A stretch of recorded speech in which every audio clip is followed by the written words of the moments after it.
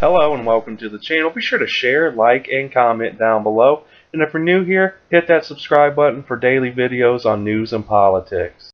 Hannity, Mueller's probe is based on a conspiracy theory. Before joining the special counsel's team, Strzok said there's no big there. All right, tonight the vindication continues. We have a lot of brand new information to share with you. The truth about the Russia investigation is being exposed as a sham, a Democratic political operation, and it is now turned into a witch hunt.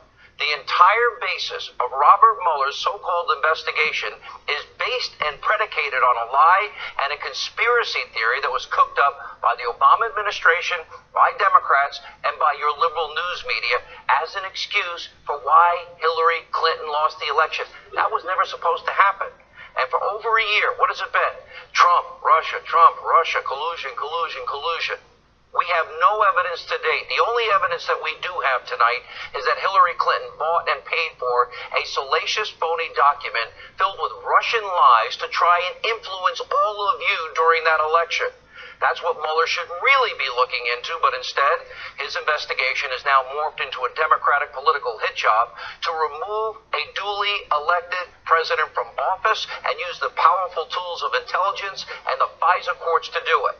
Now, with more damaging information coming out every day, it looks like special counsel Robert Mueller and his partisan hacks, they are trying now to change the narrative with their lamestream media friends with selective leaking today. Every one of them is a non-story, not worthy of your attention unless you work for the fake news media.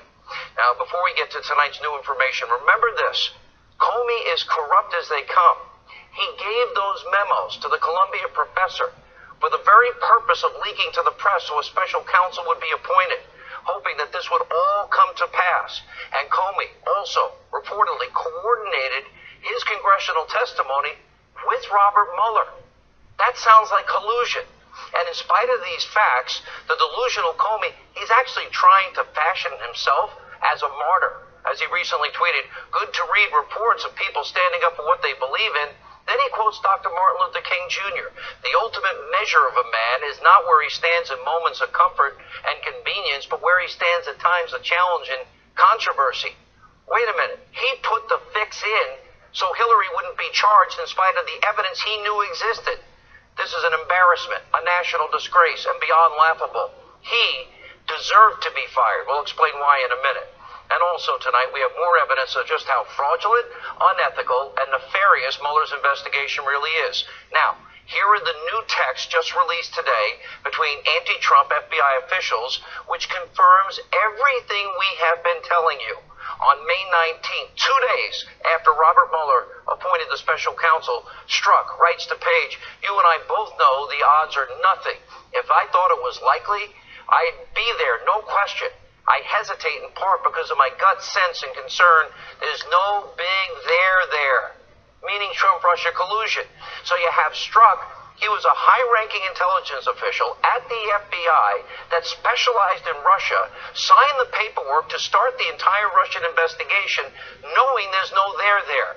In other words, it's always been a hoax, and this proves it.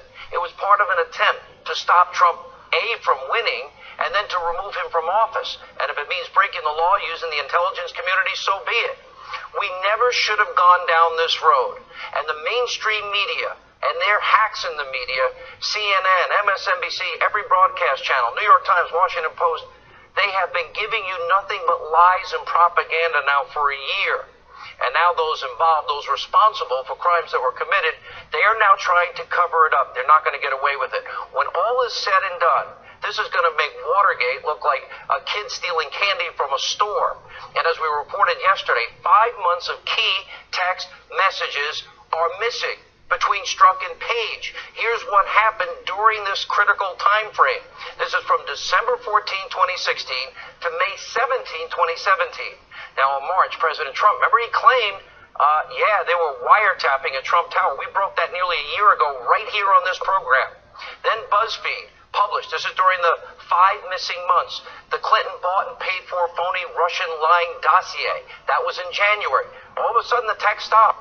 And And that was used in part later on to get the FISA warrant to spy on the Trump campaign. Remember that? It was before that. And later that month, former National Security Advisor, Lieutenant General Michael Flynn, he's interviewed by the FBI. And wouldn't luck have it, it was Peter Strzok who actually was the official that oversaw that interview. And on May 9th, the FBI Director James Comey was fired. And then on May 17th, Robert Mueller was named as special counsel. Now, those are the major events, and how conveniently it happens that the messages, some 50,000 of them, this is the time period where Strzok and Page's messages are missing. And the FBI is trying to blame it on Samsung, who supplied the phones. You've got to be kidding me. It's the FBI that specializes in intelligence and evidence gathering. They can't find the messages? I don't believe that's possible. And given the inherent anti-Trump bias that we have seen from Strzok and Page, they hated Trump. And their involvement in almost everything involving the Russia investigation, well, we must now know what they were talking about during these 5 critical months. The FBI should find those messages. Maybe make a call to Samsung. Because if you can't get it, I bet they can. Now, there's also a stunning new revelation tonight about these missing text messages. Congressman Trey Gowdy is saying that there is a message between Strzok and Page about deleting these text conversations. You can't make this up for a novel. Look at this new information. Lay aside this glaring 5-month gap in text that the world's premier law enforcement agency somehow missed. Lay that aside. What we have seen, what Johnny and I saw today, was a text about not keeping text. We saw more manifest bias against President Trump all the way through the election into the transition. Hatred of Trump, bias against Trump, and not keeping the text messages. Well, that sounds like obstruction of justice. And by the way, it's not the first time, is it, that we've all seen this happen? Every single solitary time the Obama administration and their officials are backed into a corner and in serious legal trouble, all of a sudden, all the evidence just magically disappears. For example, this is their modus operandi. Hillary Clinton, 33,000 subpoenaed emails deleted. And just to make extra sure, acid washed, bleach bit the whole entire hard drive to make sure the evidence is completely destroyed. And just in case it made it to one of her Blackberries or mobile devices, well, she sends an 8 out with a hammer. Boom, let's smash that sucker. And the only phones they gave the FBI, they had no SIM cards. I'm sure just an accident, right? You believe that? I'll sell you a bridge to nowhere. Then there's also the IRS targeting conservatives. Remember that scandal? The emails from corrupt official Lois Lerner. They disappeared for 2 years. And the IRS claimed at the time they were lost because of a system crash. And we can't forget about Debbie Wasserman Schultz, her IT aide, and the reports of smashed hard drives in his garage. Now, predictably, the aide's lawyer denied it happened. Now, I know this is a lot to take in. Let me slow down here. But there's even more new information tonight we'll be giving to you throughout the hour. According to Congressman John Ratcliffe, Strzok and Page were also talking about, imagine this, a secret society meeting the day after President Trump won the election? Who's in the secret society? Let's see, could it be Page and Strzok and McCabe and Comey and, let's see, Bruce Orr? Could it be Rod Rosenstein? Who else is in the special secret society? Aren't they supposed to be transparent? Watch this. We learned today about information that in the immediate aftermath of his election, that there may have been a secret society of folks within the Department of Justice and the FBI, to include Page and Strzok, that would be working against him. I'm not saying that actually happened, but when folks speak in those terms, they need to come forward to explain the context with which they use those terms. As you just heard Congressman Ratcliffe say, there's no concrete evidence yet that the secret society ever met. But here's what we do know. Strzok and Page, and who we think is the Deputy FBI Director, Andrew McCabe, were meeting about, remember, the insurance policy, just in case Hillary lost the election. It's like dying if you're 40. And all of the other evidence in this scandal points to one simple, fundamental, basic fact. Top-ranking Obama administration officials in the Department of Justice, in the FBI, not rank and file, the top people, protected Hillary Clinton from prosecution. We know that happened. And then they used that phony Russian dossier that Hillary bought and paid for, full of Russian salacious lies, to go after the Trump campaign to try and influence the election. After all, it worked in stealing the primary for poor Bernie Sanders. And as we have now been saying for months, the fix was in the Clinton email investigation. Why? Because they wanted Hillary to run. They didn't want Trump to win. Now here's why. Another text message from Peter Strzok and Lisa Page appears to show that they and Obama's Attorney General, Loretta Lynch, they all knew that Clinton wouldn't be prosecuted. By the way, before they ever interviewed Clinton or the other main participants in all of this. They didn't do the investigation. Remember, in May, James Comey and Peter Strzok and other top FBI officials, they were drafting the exoneration of Hillary months before they ever interviewed her and 17 other key witnesses. How can you actually exonerate somebody before ever talking to them? That's called the fix being in. That's being rigged. That is corruption 101. Let's take a look at James Comey denying under oath that he reached his legal conclusion before interviewing Hillary Clinton. Now remember, we have all the different drafts, and his original drafts all pointed to a case of Hillary being guilty as hell. Watch this. Director, did you make the decision not to recommend criminal charges relating to classified information before or after Hillary Clinton was interviewed by the FBI on July the 2nd? After. But if colleagues of ours believe I am lying about when I made this decision, please urge them to contact me privately so we can have a conversation about this. All I can do is tell you again, the decision was made after that because I didn't know what was going to happen in that interview. She maybe lied during the interview in a way we could prove. I'll call you. Can I have your number? I have a lot of questions for you. Sounds to me like Comey lied in that case under oath because we know we have the drafts, how he was exonerating Clinton months before her FBI interview. And tonight, just breaking, Politico is now reporting this hour that Congressman Ratcliffe is saying he wants to interview Comey again under oath about all these inconsistencies in his previous testimony. Let's go back to the timeline. At the end of June of 2016, Bill Clinton decides to meet Loretta Lynch, remember that, on the tarmac for 40 minutes. They're talking about their grandkids. And then on July 1st, Lynch says she's going to step away from the investigation. She will accept whatever the FBI concludes. Remember, she encouraged Comey. It's a matter. It's not an investigation. This is all before Hillary Clinton. 3 days before she was ever even interviewed. That happened on the 4th of July weekend.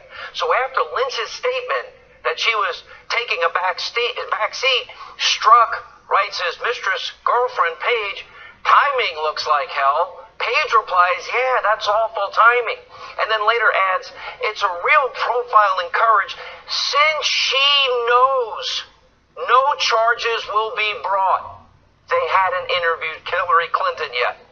4 days later, they finally interviewed Hillary Clinton on the 3rd day.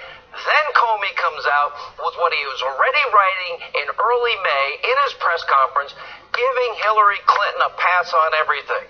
So Strzok knew, Page knew, Comey knew, Lynch knew, and I assume Andrew McCabe knew as well, nothing was going to happen to Hillary because the fix was in. And if Lisa Page knew, then that probably means she was advising Deputy FBI Director Andrew McCabe. So what else are they lying about? Were they aware the FBI was giving Clinton cover? And if Comey, Lynch, and all these top law enforcement officials knew that this was their agreement, not to go after Clinton because they wanted her in the race to defeat Donald Trump because they know better than you who should be president, then there's a pretty darn good chance that someone in the Obama White House also was doing the wink and nod thing, and they knew the fix was in. In other words, the fix was it. It was rigged. Now there's another component to the story. We have even more breaking news tonight about the effort by congressional Republicans to release the 4-page classified memo. That exposes the FISA abuses against the Trump campaign. Byron York reporting nearly 200 members of Congress have now seen this. And Fox News is reporting tonight that the memo could be released any day now. But we're still calling on you, the American people, once again, call up your members of Congress, demand that the memo be released. Release the memo. Call the number at the bottom of your screen, 202-224-3121. Tell your members of Congress, we deserve to know the truth about what is likely the biggest scandal in American history. There's so much information. There's so many players involved in all of this. Let me tie it together. Hillary Clinton rigged the primary. If you're a Bernie Sanders supporter, you should be pissed. Why you're not, I don't know. Even though there is incontrovertible evidence she broke the law, James Comey, Andrew McCabe, Peter Strzok, Lisa Page, Loretta Lynch all put the fix-it and allowed her to stay in this presidential race. They ignored the rule of law, the Constitution, and Clinton and the DNC that she controlled then spent over $12 million to influence the election with a bought and paid for dossier full of Russian lies and propaganda that was shipped off to the compliant media. The Obama administration weaponized the powerful tools of intelligence that we need to keep our country safe, but in this case they used it to target members of the Trump campaign. This, so you understand, is so much bigger than Watergate. It's about our Constitution, about the rule of law. It has been shredded, all because powerful people at the highest level in the DOJ and the FBI thought they knew better than you as to who should be president.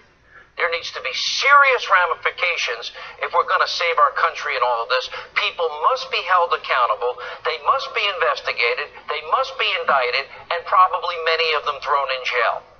Be sure to share, like, subscribe, and comment down below and let me know how you feel about this report. But other than that, I hope you have a great day.